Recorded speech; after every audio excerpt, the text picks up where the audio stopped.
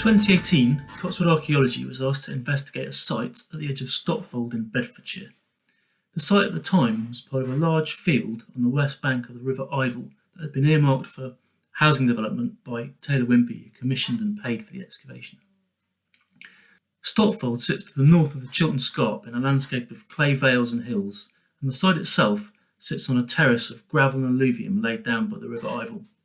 which was ideal for human settlement and cultivation. Previous work by archaeologists and historians suggested that the field might have been the site of a medieval moated manor house, and this is why Martin Oak, who at the time was the county archaeologist for central Bedfordshire, had asked CA to investigate. Historical documents, including Domesday Book, tell us that in 1086 Stotfold was divided into 3 manors, suggesting that the town as we know it today may have developed from several hamlets or ends. The principal manor, known as Stotfold Braes, which was a very large settlement of 41 households with 15 plough teams and 4 mills at the time of Domesday, had 2 sub-manors attached to it from at least the 12th century, and it is one of these, known as Stotfold Newnham, which may have had its manor house at the site. In fact, aerial photography taken between 1945 and 1968 clearly shows upstanding earthworks at the southern end of the site, and these may not have been levelled by ploughing until the 1970s.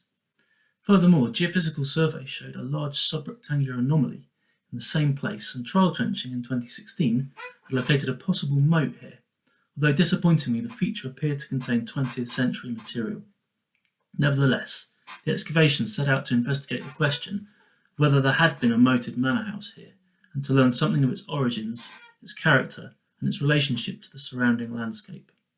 The excavations did indeed reveal a large square-ditched enclosure at the southern end of the site, cutting through what appears to have been a group of ditched enclosures which were associated with pottery spanning the 10th to 13th centuries, and suggesting that the enclosure superseded a settlement of earlier medieval date. Sadly, there was nothing to indicate the nature of activity inside the ditch, and no evidence for a manor house or other structure. However, dating evidence in the form of a mixture of medieval and post-medieval pottery from the fills of the ditch ties in with documentary sources, which suggest that the manor of Stotfold Newnham merged with that of Stotfold Braes in 1515, having been sold by Richard Kirk to Edward Butler, who already owned the latter, and giving a possible date for the decline and abandonment of the site. Immediately to the north of the square enclosure, but within the northernmost of the earlier ditched enclosures, was a rectangular building defined by ditches and post holes, measuring 27 metres long and 4.5 metres wide. This building is typically medieval in form and was associated with a sherd of 10th to 12th century pottery.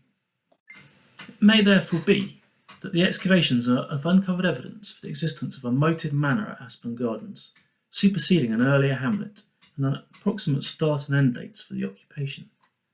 Post-excavation analysis of this site is ongoing,